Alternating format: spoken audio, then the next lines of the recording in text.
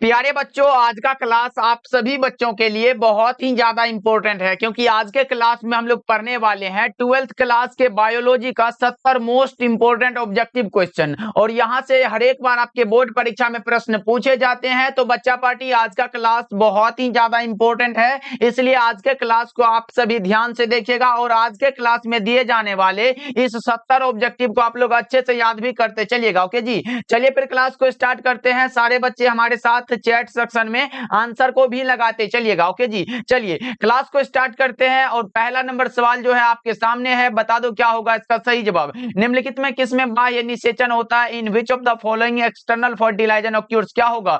तो बाह्य निषेचन का बात हुआ तो मेढक में होता है। सही जवाब क्या होगा? तो ऑप्शन नंबर ए हो जाएगा। याद रखिएगा, बहुत इंपॉर्टेंट क्लास आज का। देखिए दूसरा नंबर सवाल आपके सामने है। मात्र 70 ऑब्जेक्टिव है जो आपके बोर्ड एग्जाम में यहां से हर एक बार प्रश्न पूछ लिए जाते हैं। देखो दूसरा नंबर सवाल कह रहा है कि युग्मक सामान्यतः किस प्रकार के होते हैं? युग्मक यानी कि गैमीट जो होते हैं वो किस प्रकार के होते हैं? वो हैप्लॉइड यानी कि एक गुणक होते हैं। इसलिए कह सकते हो कि ऑप्शन नंबर ए हमारा बिल्कुल सही जवाब हो जाएगा। Gametes are generally of which types, कौन सा हैप्लॉइड होगा? राइट आंसर क्या होगा? तो ऑप्शन नंबर ए बिल्कुल सही हो जाएगा। चलिए तीसरा नंबर सवाल है आपके सामने, बता दो क्या होगा इसका सही जवाब। बिना निषेचन के पौधों का उत्पादन किसके द्वारा होता है? बहुत इंपॉर्टेंट है बच्चों, लगा दो। बिना निषेचन के पौधों का उत्पादन किसके द्वारा होता है? तो वो होता है कायिक प्रवर्धन के द्वारा। सही जवाब ऑप्शन नंबर सी हो जाएगा। सारे बच्चे इस प्रश्न को याद रखिएगा। चलिए फोर्थ नंबर सवाल देखते हैं आपके सामने। ये रहा, केचुआ प्राणी है। केचुआ कैसा प्राणी होता है बता दो आप लोग। केचुआ यानी कि अर्थवर्म जो होता है वो कैसा एनिमल होता है? एक लिंगी है, द्विलिंगी है, अलिंगी है या फिर नपुंसक है? केचुआ द्विलिंगी प्राणी है, तो सही जवाब क्या होगा? ऑप्शन नंबर बी होगा, बाइसेक्सुअल होता है। ऑप्शन नंबर बी बिल्कुल सही जवाब हो जाएगा। चलिए इंग्लिश और हिंदी दोनों मीडियम वालों के लिए है, तो सारे बच्चे चैट सेक्शन में आंसर को लगाते चलिएगा, जिससे कि ये सारा प्रश्न आपको क्लास में ही अच्छे से याद हो जाएगा। देखिए पांचवा नंबर सवाल है, जब नर और मादा गैमीट में युग्मन होता है तब यह क्या कहलाता है? जब नर और मादा दोनों भाग ले रहा है इसे हम लोग लैंगिक जनन बोलते हैं। लैंगिक प्रजनन यानी कि सेक्सुअल रिप्रोडक्शन बोलते हैं। अगर सिर्फ सिंगल पेरेंट भाग लेता, एक प्राणी भाग लेता, उसे हम लोग अलैंगिक जनन कहते हैं। इसको भी आप लोग याद रखोगे। ओके, चलिए 6 नंबर सवाल है आपके सामने, बता दो। 6 नंबर सवाल देखिए, ऋतुस्राव चक्र किसमें होता है? बहुत इंपॉर्टेंट है, सबसे इंपॉर्टेंट क्वेश्चन है कि ऋतुस्राव चक्र यानी कि which animal the menstrual cycle occurs. क्या होगा? मेंस्ट्रुअल साइकिल का बात हो, एक हमारा होता है मेंस्ट्रुअल साइकिल, दूसरा होता है ओस्ट्रल साइकिल। देखो मेंस्ट्रुअल साइकिल का बात हो तो मनुष्य में होता है, बंदर में होता है, चिंपैंजी में होता है, इन सभी में होता है। लेकिन अगर हो कि ओस्ट्रल साइकिल क्या होता है, तो वो होता है बकरी में होता है, गाय में होता है, भैंस में होता है, ये सब में होता है, वो होता है ओस्ट्रल साइकिल। तो इसको भी आप लोग याद रखिएगा। ओके, चलिए अगले प्रश्न को देखते हैं। 7 नंबर सवाल देखिए आपके सामने है, बता देंगे। 7 नंबर सवाल है, पुष्पीय पौधों में नर युग्मक का निर्माण किसके विभाजन से होता है? बहुत इंपॉर्टेंट है बच्चों, लगा दो। पुष्पीय पौधों में नर युग्मक का निर्माण किसके विभाजन से होता है? बता दो क्या होगा? 7 का करेक्ट आंसर यह होता है जनन कोशिका के विभाजन से। सही जवाब क्या होगा? ऑप्शन नंबर सी हमारा बिल्कुल सही जवाब हो जाएगा। बच्चों ध्यान में रखिएगा, यह भी क्वेश्चन कई बार आपके बोर्ड एग्जाम में पूछा गया है। चलिए अगले प्रश्न को देखते हैं। अगला प्रश्न 8 नंबर होगा जो आपके सामने है, बता दो भ्रूणपोष क्या होता है? ये तो बहुत आसान है। भ्रूणपोष क्या होता है? पहले तो आपसे मैं एक क्वेश्चन पूछ रहा हूं, भ्रूणपोष का कार्य क्या होता है? भ्रूणपोष मतलब होता है भ्रूण को पोषण देना, और ये हमारा त्रिगुणित होता है यानी कि ट्रिप्लॉइड होता है, 3n होता है। इसको भी आप लोग याद रखिएगा। ओके, चलिए अगले प्रश्न को देखते हैं। अगला प्रश्न है आपके सामने। अगला प्रश्न 9 नंबर सवाल है, देखिए एनिमोफिली नामक परागण किसके द्वारा होता है? एनिमोफिली रहे तो हवा के द्वारा होता है, एंटोमोफिली रहे तो कीड़ा के द्वारा होता है। तो क्या लगाओगे? ऑप्शन नंबर डी हमारा बिल्कुल सही जवाब हो जाएगा। याद रखिएगा, बहुत इंपॉर्टेंट है। चलिए 10 नंबर सवाल देखिए आपके सामने। ये रहा 10 नंबर सवाल है, कमल में परागण किसके द्वारा होता है? इसका आंसर बहुत सारे बच्चे हैं कि गलत लगाएंगे, लेकिन डरना नहीं है। कमल में जो परागण होता है वो किसके द्वारा? आप जल लगाओगे लेकिन गलत है, ये कीटों के द्वारा होता है। कमल में परागण कीट के द्वारा होता है बच्चों। ऑप्शन नंबर सी बिल्कुल सही जवाब हो जाएगा। बहुत सारे गेस्ट पेपर में इसका आंसर गलत दिया हुआ है, इसलिए अच्छे से याद कर लो, कमल में परागण कीटों के द्वारा होता है, ना कि जल के द्वारा। ओके, चलिए 11 नंबर सवाल देखिए आपके सामने है। 11 नंबर सवाल है कि बीजांड के वृत्त को क्या कहते हैं? बहुत इंपॉर्टेंट क्वेश्चन है। बीजांड के वृत्त को हम लोग क्या बोलते हैं? बता दो आप लोग फटाफट से। What is the circle of globule called, क्या होगा, विजांड के विरुद्ध को हम लोग फ्यूनिकल बोलते हैं। Right answer option number A हो जाएगा बच्चा पार्टी, ध्यान में रखिएगा आप लोग। चलिए 12 नंबर सवाल देखिए, फटाफट से आप लोग आंसर को लगाते चलिए, देखते हैं 70 में आप लोग कितना सही कर पाते हो। और जितने भी बच्चे नए जुड़ रहे हो हमारे साथ तो सब्सक्राइब भी कर लीजिएगा, क्योंकि इस प्रकार की क्लास हम आपके लिए डेली लाते हैं। और क्लास को सभी बच्चे पहले एक बार लाइक भी कर देना। देखो इनमें से किसका पुष्पासन खाया जाता, पुष्पासन सेब का खाया जाता, किसका, सेब लगा रहे हो बच्चों, ऑप्शन बी लगा लो तो आपका सही हो जाएगा। चलिए 13 नंबर सवाल है आपके सामने। 13 नंबर सवाल देखिए क्या कह रहा है, एक स्वस्थ महिला के पूरे जीवन काल में उत्पन्न कुल अंडों की संख्या कितनी होती है। एक स्वस्थ महिला के पूरे जीवन काल में उत्पन्न कुल अंडों की संख्या 400 होती है। कौन सा होगा, तो ऑप्शन नंबर बी आपका सही हो जाएगा। 13 का बी लगाने वाले बच्चे का सही हो जाएगा। चलिए 14 नंबर सवाल देखिए आपके सामने, ये रहा, द्विगुणित संरचना कौन सा है। द्विगुणित संरचना बता दो आप लोग, फटाफट से बता दो द्विगुणित संरचना कौन सी है, तो ये होगा युग्मनज, क्योंकि ये हमारा क्या होता है, जायगोट जो होता है ये मेल गेमिट और फीमेल गेमिट के संयोजन से, यानी कि मेल गेमिट हमारा क्या होता है, मेल गेमिट की बात करें तो एन होता है, और प्लस में क्या फीमेल गेमिट भी हमारा हैप्लॉइड होता है, एन प्लस एन बराबर 2n, जायगोट हो जाएगा। राइट आंसर क्या, तो ऑप्शन नंबर बी होगा, बिल्कुल सही जवाब, याद रखिएगा ये क्वेश्चन बहुत इंपॉर्टेंट है। ओके जी, चलिए इस क्लास का पीडीएफ आपको लास्ट में बता देंगे कहां मिलेगा। चलिए 15 नंबर सवाल देखिए, फैलोपियन नलिका का अंडाशय से निकटस्थ भाग कौन सा होता है, वो होता है वायु कोष्ठिका। क्या होता है, तो वायु कोष्ठिका होता है, करेक्ट आंसर बी हो जाएगा। चलिए 16 नंबर सवाल देखिए आपके सामने, ये रहा 16 नंबर सवाल है, मानव मादा में गर्भकाल कितने दिनों का होता है। ये तो सभी बच्चे को पता होगा, बच्चा को पता होगा कि मानव मादा में गर्भकाल कितने दिनों का होता है, 9 मंथ का होगा। सही जवाब क्या होगा, तो ऑप्शन नंबर सी होगा। 30 दिन का नहीं होता है, 90 दिन का भी नहीं होता, 7 माह का भी नहीं, तो करेक्ट आंसर कौन सा, ऑप्शन नंबर सी होगा बच्चा पार्टी, ध्यान में रखिएगा आप लोग। चलिए 17 नंबर सवाल देखिए, एंड्रोजन किसे उद्दीपित करता है, एंड्रोजन किसे उद्दीपित करता है बता दो आप लोग। 17 का करेक्ट आंसर क्या होगा, एंड्रोजन जो उद्दीपित करता है शुक्राणु जनन को, किसको, शुक्राणु जनन को। राइट आंसर जो होगा वो ऑप्शन नंबर डी होगा। चलिए फिर अगले प्रश्न को देखते हैं। अगला प्रश्न 18 नंबर सवाल है, गैमीट निर्माण को क्या कहते हैं। इतना आसान सा सवाल देखो भाई, गैमीट निर्माण को हम लोग क्या बोलते हैं, गैमेटोजेनेसिस बोलते हैं। क्या बोलते हैं, तो गैमेटोजेनेसिस। राइट आंसर ए में दिखाई दे रहा है क्या, 18 का जो सही जवाब है विकल्प नंबर ए हो जाएगा। बहुत ही अच्छा क्वेश्चन है और बहुत इंपॉर्टेंट है। ओके चलिए 19 नंबर सवाल देखिए आपके सामने, ये रहा, बता दो कैपेसिटेशन एक प्रक्रिया, प्राकृतिक क्रिया है जो होती है, किसमें होती है। कैपेसिटेशन एक प्राकृतिक क्रिया है जो किसमें होती है बता दो, वो होते हैं मादा जनन मार्ग में। ऑप्शन नंबर बी आपका सही हो जाएगा। 19 का जो करेक्ट आंसर है वो विकल्प नंबर बी होगा बच्चों, याद रखिएगा। चलिए 20 नंबर सवाल को देखते हैं। उच्च मृत्यु दर के कारण जनसंख्या में तीव्र ह्रास क्या कहलाता है। उच्च मृत्यु दर के कारण जनसंख्या में तीव्र ह्रास जो कहलाता है वो कहलाता है जनसंख्या अवनपन कहलाता है। राइट आंसर कौन सा, तो बी हो जाएगा। सारे बच्चे याद रखिएगा, बहुत ही इंपॉर्टेंट है। ओके चलिए पॉपुलेशन डिक्लेन कहते हैं। चलिए अगले प्रश्न को देखते हैं। अगला प्रश्न है 21 नंबर सवाल, जन्म नियंत्रण की सर्वाधिक उपयुक्त विधि कौन सी है। जन्म नियंत्रण की सर्वाधिक उपयुक्त विधि हमारा बांध्यकरण है। करेक्ट आंसर क्या होगा, ऑप्शन नंबर डी होगा बच्चों, याद रखिएगा आप लोग, बहुत इंपॉर्टेंट है। ओके चलिए 22 नंबर सवाल को देखते हैं। 22 नंबर सवाल है आपके सामने, बता दो कॉपर टी का कार्य क्या होता है। कॉपर टी का कार्य होता है फर्टिलाइजेशन को क्या करना, रोकना। क्या होता है, फर्टिलाइजेशन, निषेचन को रोकना। सही जवाब क्या होगा, ऑप्शन नंबर सी हो जाएगा। और याद रखिएगा निषेचन भी बहुत इंपॉर्टेंट है, आपके बोर्ड एग्जाम में आता है कि निषेचन से आप लोग क्या समझते हैं, तो नर युग्मक तथा मादा युग्मक के संलयन को हम लोग निषेचन बोलते हैं, इसको भी आप लोग याद रख लो। चलिए फिर 23 नंबर सवाल है आपके सामने, बता दो 23 नंबर सवाल कह रहा है कि जननांग मस्सा निम्नलिखित में किसके द्वारा फैलता है। जननांग मस्सा किसके द्वारा फैलेगा, तो पोपिलोमा विषाणु के द्वारा। तो राइट आंसर क्या होगा, डी हो जाएगा, पेपिलोमा विषाणु के द्वारा फैलता है। सही जवाब ऑप्शन नंबर डी होगा। चलिए 24 नंबर सवाल है आपके सामने, बता दो 24 नंबर सवाल है, अनुवांशिकता के नियम को किसने प्रस्तावित किया था। अनुवांशिकता के नियम को किसने प्रस्तावित किया था, सभी बच्चे को पता होगा, मेंडल साहब ने दिया था। लेकिन एक चीज और भी याद रखिएगा, अगर पूछे ये अनुवांशिकता जो शब्द, अनुवांशिकी शब्द किसने दिया है, ये दिया है बेटसन साहब, तो इसको भी आप लोग याद रखिएगा। ओके चलिए 25 नंबर सवाल को देखते हैं।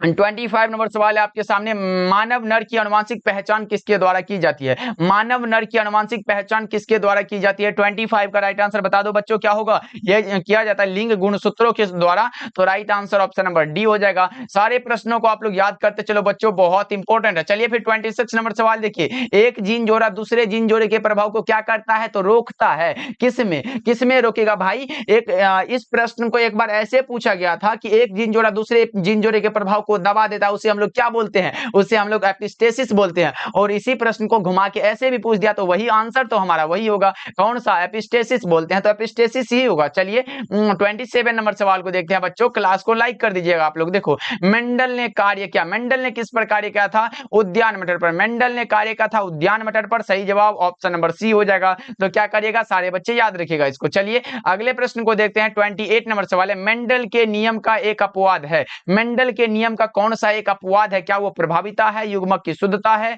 स्वतंत्र अपव्यूहन है, या फिर सहलग्नता। ये हमारा सहलग्नता जो है ये मेंडल के नियम का एक अपवाद है, सही जवाब सी होगा। चलिए 29 नंबर सवाल को देखते हैं, 29 नंबर सवाल देखिए क्या कर रहा है, इनमें से कौन सा रक्त समूह सार्वभौमिक रक्तदाता है, इनमें कौन सा रक्त समूह है जो सार्वभौमिक रक्तदाता है, वो हमारा कौन सा होता है, बता दो आप लोग। ब्लड ग्रुप कौन सा होता है, सभी बच्चे बता दो, ब्लड ग्रुप कौन सा होगा, वो हमारा ओ होता है। कौन सा दिया गया, तो ऑप्शन नंबर डी में दे दिया गया, बिल्कुल सही जवाब है, याद रखिएगा आप लोग। चलिए फिर अगले प्रश्न को देखते हैं, अगला प्रश्न है आपके सामने, बता दो मनुष्य में मात्रात्मक लक्षण का कौन सा उदाहरण है, मनुष्य में मात्रात्मक लक्षण का कौन सा उदाहरण है, वो है त्वचा का रंग। क्या है, त्वचा का रंग है, सही जवाब क्या होगा, तो ऑप्शन नंबर बी हमारा करेक्ट हो जाएगा। चलिए 31 नंबर सवाल को देखते हैं, 31 नंबर सवाल क्या कह रहा है, लेकोपेरोन में कितने संरचनात्मक जीन होते हैं, लेकोपेरोन में कितने संरचनात्मक जीन होते हैं, क्या वो 1 है, 2 है, 3 है, 4 है, तो मैं बता दे रहा हूं, एक कौन सा होता है, जेड वाई तथा ए होता है, क्या होता है, जेड होता है, वाई होता है और ए होता है, कितना हुआ, 3 ही तो हुआ,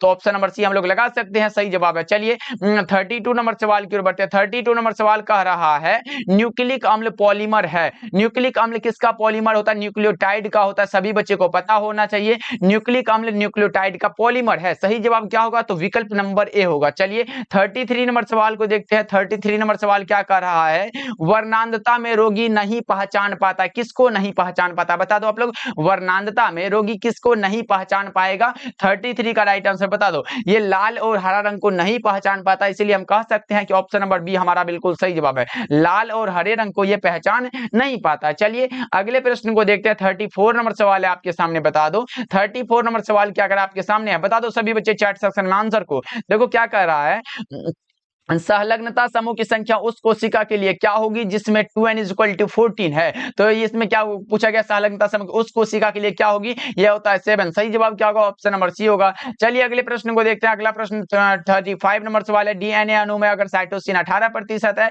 तो एडेनिन का प्रतिशत 32% होगा, राइट आंसर डी होगा। चलिए 36 नंबर सवाल है आपके सामने, बता दो बच्चों क्या होगा इसका सही जवाब, इनमें कौन सा नाइट्रोजन बेस आरएनए में नहीं पाया जाता है, कौन सा होता है आरएनए में नहीं पाया जाता है, बहुत इंपॉर्टेंट है। देखो डीएनए में क्या क्या पाया जाता है, डीएनए में मैं लिख दे रहा हूं यहाँ पे, डीएनए के लिए अगर पूछ दे आपके बोर्ड एग्जाम में तो लगा देना, एक होता है डीएनए, उसके बाद कौन सा, एक होता है आरएनए, आरएनए और डीएनए में जो पाया जाता है, अगर एजीसीटी ये क्या होता है, ए और जी और सी और टी ये क्या होता है, ये डीएनए में पाया जाता है, और ये होता है एजीसीयू, ये क्या होता है एजीसीयू, अब देखो सी यहाँ एजी और कौन सा होगा सीयू हो जाएगा, एजीसीयू। अब लगा लो, देखो ये पूछा गया आरएनए में नहीं पाया जाता, आरएनए में जो नहीं पाया जाता ये कौन सा है, थायमिन है, कौन सा, एडेनिन है, ग्वानिन है, साइटोसिन है और यूरासिल है, लेकिन इसमें थायमिन आरएनए में नहीं पाया जाता है, इसलिए आप कह सकते हो कि थायमिन कहां दिया गया है, ये थायमिन आरएनए में नहीं होता, आरएनए के लिए पूछा गया है, अगर डीएनए के लिए पूछा तो थायमिन इसमें है तो लगा देते।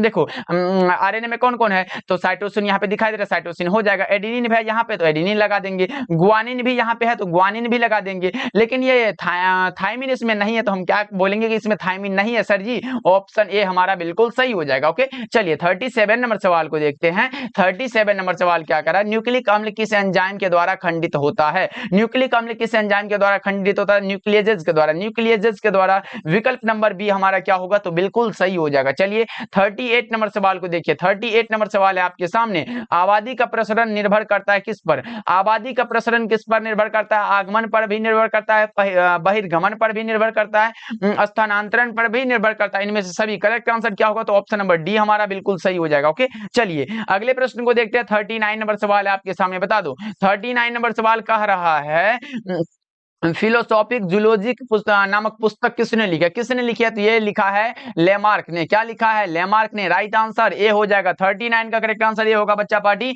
जो कि 1809 में जेबी लेमार्क ने इसको लिखा था। सही जवाब क्या होगा? ऑप्शन नंबर ए होगा। 40 नंबर सवाल है आपके सामने। 40 नंबर सवाल कह रहा है कि एकिडना क्या होता है? एकिडना हमारा योजक करी है। क्या है? कनेक्टिंग लिंक है। कनेक्टिंग लिंक है, तो सही जवाब क्या होगा? योजक करी हो जाएगा। एकिडना क्या है? योजक करी है बच्चों, याद रखिएगा। चलिए 41 नंबर सवाल को देखते हैं। नई प्रजातियों के निर्माण का महत्वपूर्ण कारक क्या है? नई प्रजातियों के निर्माण का जो महत्वपूर्ण कारक है वो है हमारा उत्परिवर्तन। क्या होता है? म्यूटेशन के कारण होता है। सही जवाब क्या होगा? ऑप्शन नंबर बी हो जाएगा। चलिए अगले प्रश्न को देखते हैं बच्चों। क्लास को आप लोग लाइक करते चलिएगा। डायनासोर क्या होता है? डायनासोर अभी विलुप्त है। विलुप्त सरीसृप बोल सकते हैं। क्या है? तो विलुप्त सरीसृप है। राइट आंसर क्या होगा? ऑप्शन नंबर बी हो जाएगा। ये सरीसृप है तो सरीसृप ही बोलेंगे। चलिए 43 नंबर सवाल को देखते हैं। 43 नंबर सवाल है आपके सामने। मनुष्य में प्लाज्मोडियम की संक्रमण अवस्था क्या होती है? मनुष्य में प्लाज्मोडियम की संक्रमण अवस्था क्या होती है? बता दो आप लोग। क्या होता है? स्पोरोजोइट होता है, मीरोजोइट होता है, क्रिप्टोजोइट होता है, या इनमें से कोई नहीं? 43 का राइट आंसर बता दो। ये होता है sporozoite. Right answer option number A होगा।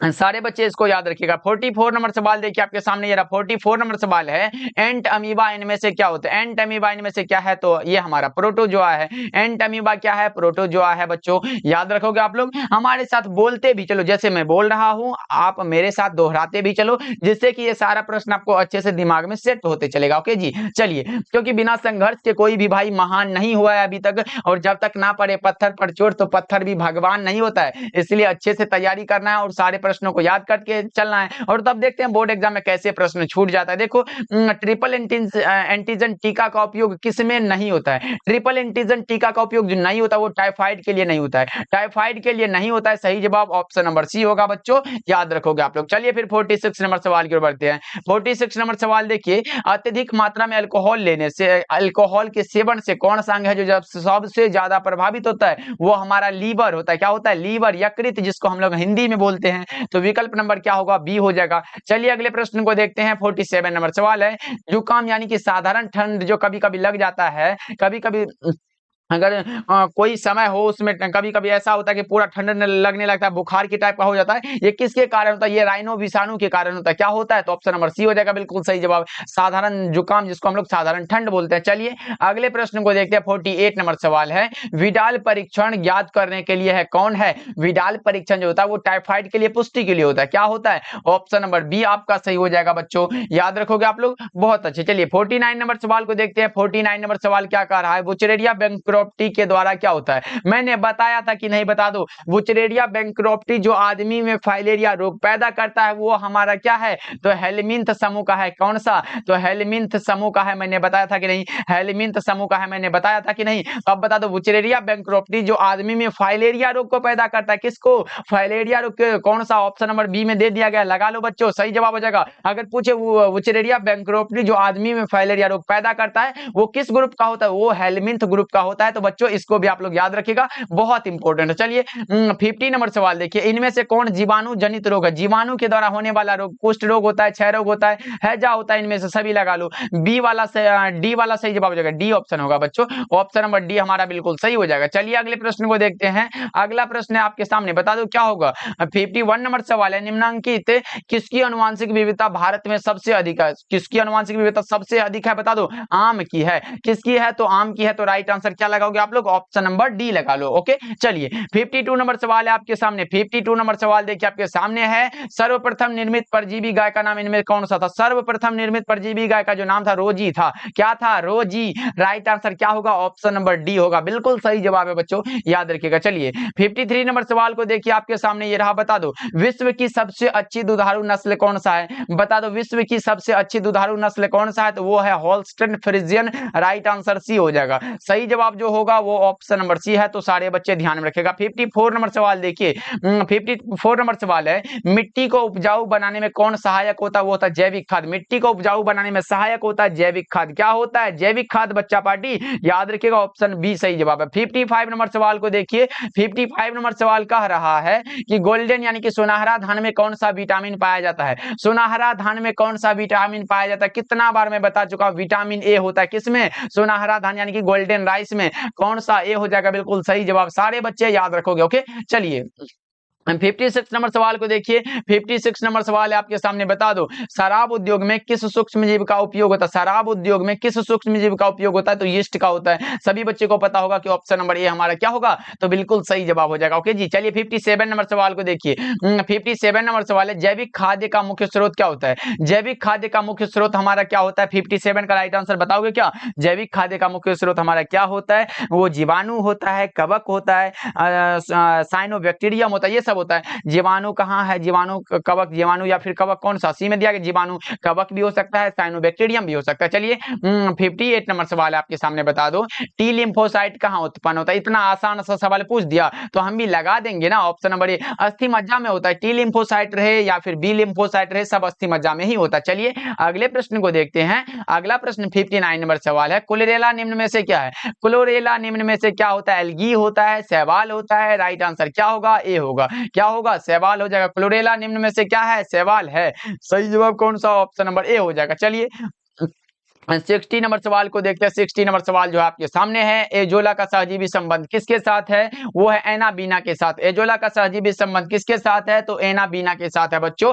ऑप्शन बी हमारा बिल्कुल राइट आंसर है। चलिए 61 नंबर सवाल है। 61 नंबर सवाल देखिए, किसी भी जनसंख्या में उपस्थित समस्त जीन एवं उसके अलील क्या कहलाते हैं। किसी भी जनसंख्या में उपस्थित समस्त जीन एवं उसके अलील जो कहलाते हैं वो जीन कोष कहलाते हैं। क्या कहलाते हैं बच्चों, जीन कोष कहलाते हैं। राइट आंसर ये हो जाएगा। अगर पूछे 2 नंबर में भी पूछते कि जीन कोष क्या है, तो लिख देना किसी भी जनसंख्या में उपस्थित समस्त जीन एवं उसके अलील जीन कोष कहलाते हैं। चलिए अगले प्रश्न को देखते हैं। 62 नंबर सवाल है, पहली ट्रांसजेनिक फसल कौन सी थी, वो हमारा था तंबाकू। पहली ट्रांसजेनिक फसल कौन सी थी, तंबाकू। राइट आंसर डी होगा। चलिए नेक्स्ट सवाल को देखते हैं। 63 नंबर सवाल है, क्राइजीन बॉल कृमि से किस फसल को बचाता है। क्राइजीन बॉल कृमि से किस फसल को बचाता है, तो वो बचाता है कपास को। क्राइजीन बॉल कृमि से कपास को बचाता है, तो हम कह सकते हैं कि ऑप्शन नंबर ए सही हो जाएगा। चलिए 64 नंबर सवाल देखिए, पौधे जो अम्लीय वातावरण में नहीं पाए जाते हैं, पौधे जो कौन सा जलीय है वहां वातावरण में नहीं पाए जाते, वो कौन सा, ये बबूल कब से जलीय वातावरण में पाए जाने लगा, डी होगा बिल्कुल सही जवाब। चलिए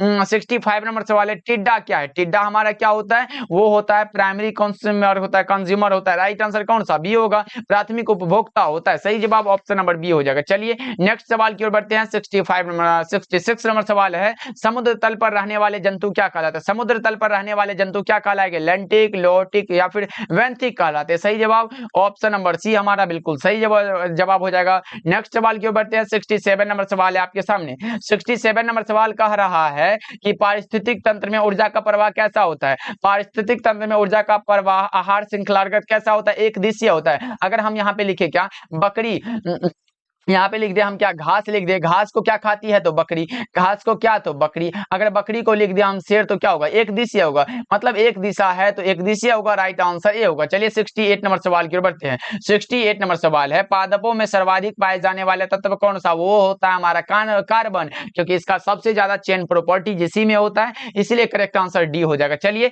अगले प्रश्न को देखते हैं। अगला प्रश्न है आपके सामने 69 नंबर सवाल, गेंडा अभ्यारण्य किस राज्य में है। बहुत ही आसान है, असम है। असम में है तो राइट आंसर क्या होगा, ऑप्शन नंबर ए होगा।